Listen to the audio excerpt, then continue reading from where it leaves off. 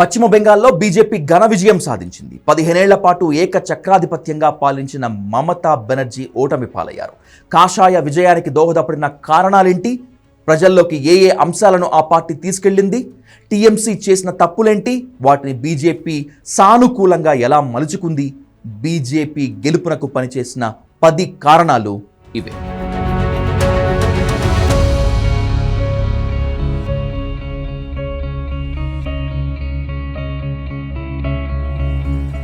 Number 1, SIR effect.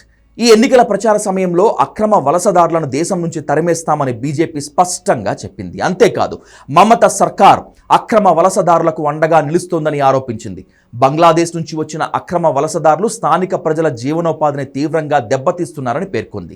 దీనికి బలం చేకూరుస్తూ ఎన్నికల సంఘం SIR చేపట్టి సుమారు 89 లక్షల మంది పేర్లను ఓటర్ జాబితా నుంచి తొలగించింది. ఇందులో ఎక్కువ మంది టీఎంసీ మద్దతుదారులే. అందులోనూ ముస్లిం ఓట్లు 75 లక్షలు ఉన్నాయి. ఇది కూడా టీఎంసీకి గట్టి ఎదురు దెబ్బేనని చెప్పక తప్పదు. ఈ విధంగా పలు కారణాలు ఈ అసెంబ్లీ ఎన్నికల్లో టీఎంసీని తీవ్రంగా దెబ్బతీశాయని రాజకీయ విశ్లేషకులు చెప్తున్నారు. నెంబర్ 2, ప్రజా వ్యతిరేకత. మమతా బెనర్జీ 15 ఏళ్ల పాటు బెంగాల్ను పరిపాలించారు. సుదీర్ఘ పాలన చేసే ఏ రాజకీయ పార్టీకైనా సహజంగా కొంతమేర ప్రజా వ్యతిరేకత రావటం సహజం. కానీ ఈసారి తీవ్ర అసంతృప్తే నెలకొంది. 15 ఏళ్ల క్రితం మమత మాటి మానుష్ అనే నినాదంతో టీఎంసీని గెలిపించారు. వరుసగా 3 సార్లు ఆమె బెంగాల్ అసెంబ్లీ ఎన్నికల్లో గెలిచేందుకు ఈ నినాదమే మూలస్తంభంగా నిలిచింది. కానీ ఈసారి పరిస్థితి మొత్తం తారుమారైంది. నిరుద్యోగం, స్థానిక నేతలపై ఆరోపణలు ప్రజల్లో తీవ్ర అసంతృప్తికి కారణమయ్యాయి. పైగా కేంద్ర దర్యాప్తు సంస్థలైన ఈడీ, సిబిఐలు నిరంతరం టీఎంసీ నేతలపై దాడులు చేశాయి. దీన్ని అవినీతిపై పోరాటంగా వర్ణిస్తూ బీజేపీ ఓటర్లను ఆకర్షించింది. అవినీతి కుంభకోణాలపై విసుగు. ఇక మమత హయాంలో అవే అవినీతి ఆరోపణలు టీఎంసీ పార్టీ ప్రతిష్టను దెబ్బతీశాయి. ముఖ్యంగా ఉపాధ్యాయుల నియామకంలో జరిగిన అక్రమాలు ఆ పార్టీని ఇరకాటంలోకి పడేశాయి.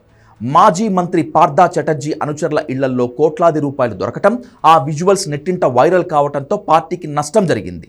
శారదా, నారదా వంటి పాత కుంభకోణాల గురించి కూడా విపక్షాలు ప్రస్తావిస్తూ టీఎంసీ అవినీతిలో కూరుకుపోయిందనే విషయాన్ని ప్రజల్లోకి తీసుకెళ్లాయి. ఇవన్నీ మమత సర్కార్ను తీవ్రంగా దెబ్బతీశాయని చెప్పక తప్పదు. ఇంటింట ఆర్ఎస్ఎస్ ప్రచారం. హర్యానా, మహారాష్ట్ర ఎన్నికల్లో అనుసరించిన ఫార్ములానే బెంగాల్లోనూ అమలు చేసింది బీజేపీ. ఆర్ఎస్ఎస్ క్యాడర్ను ఎన్నికలకు కొన్ని నెలల ముందే రంగంలోకి దించింది. బెంగాల్లోని ప్రతి ఇంటికి వెళ్లి టీఎంసీ అవినీతి అక్రమాలను ఎలుగెత్తి ప్రజలకు చెప్పారు. అభివృద్ధి, సంక్షేమ పథకాలను వివరించారు. వారికి భరోసా కల్పించారు. అంతేకాకుండా వాస్తవానికి బెంగాల్లో టీఎంసీకి క్షేత్రస్థాయిలో బలమైన యంత్రాంగం, వీర విధేయులైన కార్యకర్తలు ఉన్నారు. దీన్ని ఓవర్టేక్ చేస్తూ ఈసారి బీజేపీ తన శాయశక్తుల బూత్ స్థాయి నుంచి రాష్ట్ర స్థాయి వరకు తన కార్యకర్తలను ఇంటింటికి వెళ్లి ప్రచారం చేసేలా చేసింది. పైగా బీజేపీకి డిజిటల్ ప్రచారం కూడా బాగానే కలిసి వచ్చింది. ఇవన్నీ మమతా బెనర్జీకి నష్టం కలిగించాయని రాజకీయ విశ్లేషకులు అభిప్రాయపడుతున్నారు. హిందూ ఓటర్లు. హిందువులను ఏకం చేయటంలో బీజేపీ సక్సెస్ అయింది. రాష్ట్ర జనాభాలో 17% ఉన్న షెడ్యూల్ కుల సమూహం మతువా. వీరిని ఆకట్టుకునేందుకు బీజేపీ ప్రత్యేక ప్రణాళిక వేసి అనేక తాయిలాలు ప్రకటించింది. ప్రతిపక్ష కాంగ్రెస్ ఓటు బ్యాంక్తో పాటు వామపక్షాల ఓట్లు బీజేపీకి మళ్లాయి. వీరి మద్దతు బీజేపీ విజయానికి ప్రధాన కారణమైంది. ఆర్జేకర్ ఆసుపత్రి అత్యాచార ఘటన. ఆర్జేకర్ హాస్పిటల్లో జూనియర్ డాక్టర్ అత్యాచార ఘటనను బీజేపీ అనుకూలంగా మలుచుకుంది. తృణమూల్ కాంగ్రెస్ పాలనలో మహిళలు, అమ్మాయిలకు రక్షణ లేదంటూ ప్రచారం చేసింది. అంతేకాకుండా పానీహాటి నియోజకవర్గం నుంచి ఆర్జేకర్ మెడికల్ కాలేజ్ ఘటనలో బాధితురాలి తల్లి రత్నా దేవ్నాథ్ను బరిలోకి దించింది. ఆమె కోసం ప్రచారం చేసి ఎన్నికల్లో గెలిపించుకుంది బీజేపీ. ఇప్పటి వరకు రాజకీయాలకు దూరంగా ఉన్న రత్నా దేవ్నాథ్ తన వ్యక్తిగత విషాదాన్ని ప్రజా ఉద్యమంగా మలుచుకొని ఎన్నికల రంగంలోకి దిగటం ప్రత్యేక ఆకర్షణ. ఇండీ కూటమి కలవకపోవటం. ఇండియా కూటమి నేతలు కలిసి పోటీ చేయకపోవటం బీజేపీకి కలిసి వచ్చింది. పార్లమెంట్ ఎన్నికల్లో జట్టు కట్టిన కాంగ్రెస్, టీఎంసీ, వామపక్ష పార్టీలు అసెంబ్లీ ఎన్నికల్లో మాత్రం విడివిడిగా పోటీ చేసుకున్నాయి. ఎన్నికల ప్రచారంలోనూ పరస్పరం ఆరోపణలు చేసుకున్నారు. జనం వీళ్లను చూసి నవ్వుకున్నారు. దీంతో ఓటర్లు ఈ 3 పార్టీలను కాదని బీజేపీ వైపుకు మళ్లారు. కాంగ్రెస్, టీఎంసీ, వామపక్షాలు కలిసి పోటీ చేసి ఉంటే ఎన్నికలు మరొకలాగుండేవి. ఫైనల్గా ఈ 3 పార్టీల వేర్వేరు పుట్టి మునిగిపోయింది. నార్త్ బెంగాల్లో పట్టు, ముస్లింల ఓట్లు. తనకు పట్టు ఉన్న నార్త్ బెంగాల్లో మరోసారి తనకు తిరుగులేదని నిరూపించుకుంది. అంతేకాకుండా బెంగాల్లో ముస్లిం జనాభా దాదాపు 27% మేర ఉంది. రాష్ట్రంలో ఎవరు అధికారంలోకి రావాలో నిర్ణయించడంలో ముస్లింలదే కీలక పాత్ర. ఇంతకుముందు టీఎంసీ ఈ ముస్లిం సమాజం అధికంగా ఉన్న ప్రాంతాల్లో 75 స్థానాలను గెలుచుకుంది. కానీ ఈసారి సీన్ పూర్తిగా మారిపోయింది. రాజకీయంగా కీలకమైన మాల్టా, ముర్షిదాబాద్, ఉత్తర దినాజ్పూర్ జిల్లాల్లో స్పష్టంగా మార్పు కనిపించింది. ఈ ప్రాంతాల్లో అభివృద్ధి కుంటుపట్టం, ఓటర్ల జాబితాలో సమస్యలు, పాలనపై ఆందోళనలు పెరిగాయి.